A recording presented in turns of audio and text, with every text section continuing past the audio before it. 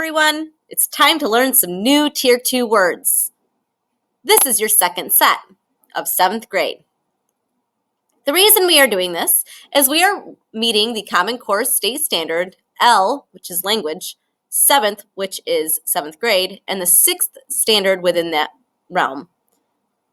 It says that you are to acquire or learn and accurately use grade-appropriate words and phrases.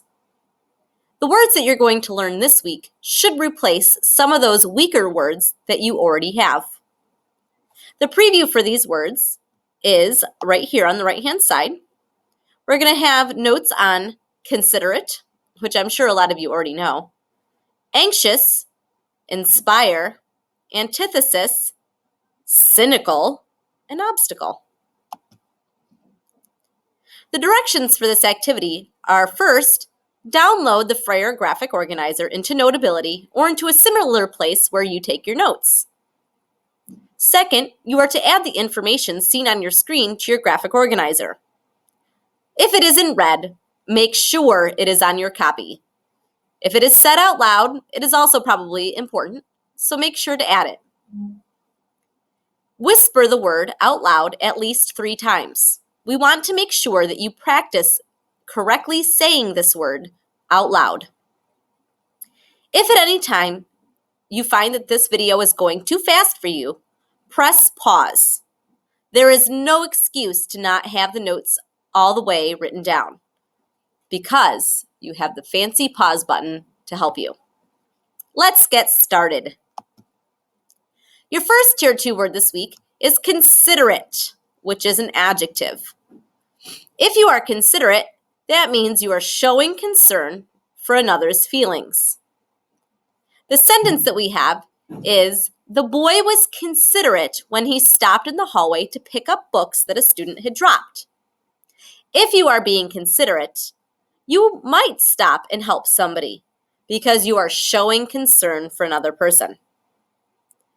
Other forms of this word are the verb form, which is to consider, consideration, and then the opposite of considerate, which is inconsiderate. You're going to notice that there is a prefix in here. If you see in in front of most words, it will actually make it not something. So if it's inconsiderate, it means you are not considerate. Synonyms for considerate are also thoughtful, understanding, and caring.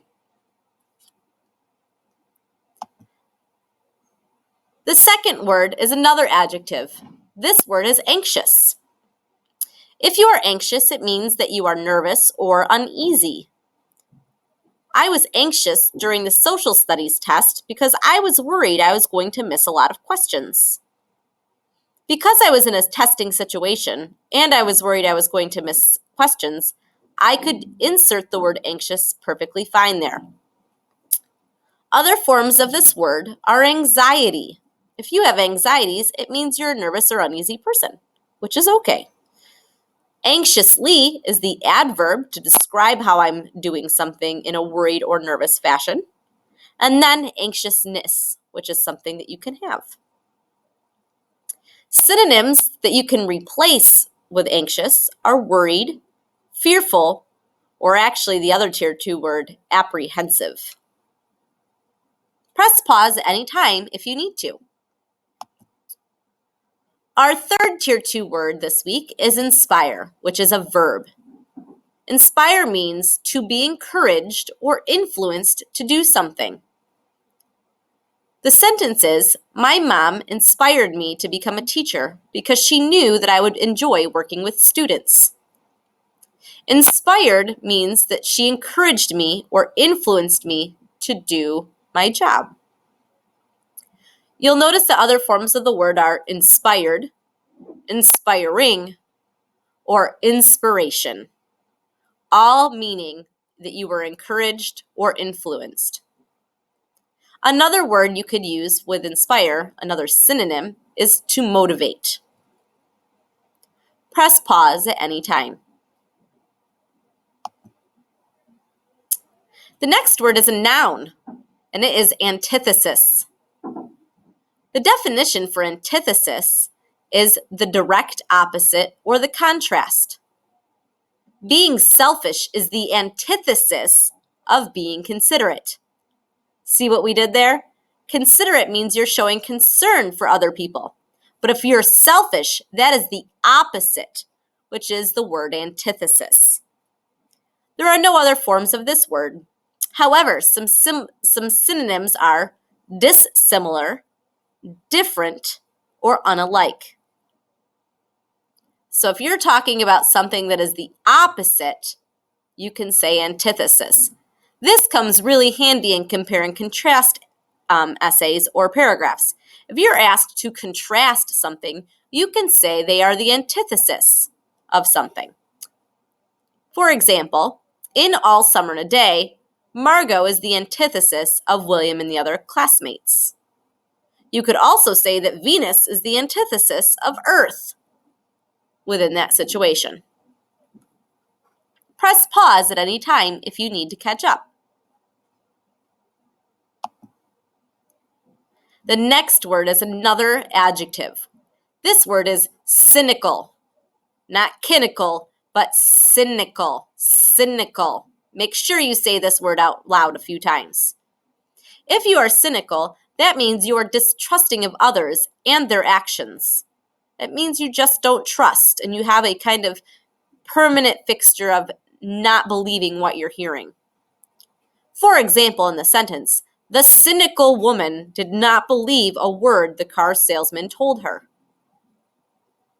Another word is cynic, and that describes a person. And then cynically.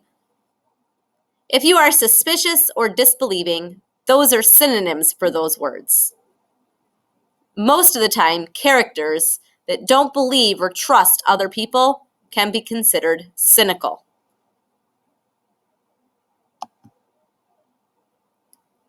The last word is obstacle. This is a noun. An obstacle is something that stands in the way of progress.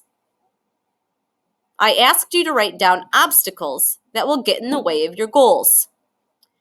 If I'm asking you to do that, I'm asking you to look at your goals and then find out what will stand in your way of making progress towards them. An obstacle can be something literal, like a desk. If I'm walking to the back of the room and there's a desk in my way, it's an obstacle. But it also can be an emotion or a fear or something that is not tangible, meaning not easily or directly in your way, that stands in your way of progress. Sorry. For example, an obstacle that I have with flying, for example, could be my fear. The obstacle that prevents me from flying in an airplane is that I am scared. Okay? Characters can have many obstacles that they have to overcome. Other forms of the word are obstacles or obstruction. Synonyms would be problems, difficulties, or complications. This would be a great word to use in any of your ELA paragraphs that have to do with conflict and the obstacles that are standing in the way of the characters. This concludes the notes for this week. If you have any questions, please make sure to see your teacher to clarify. We will be going over the connection piece tomorrow.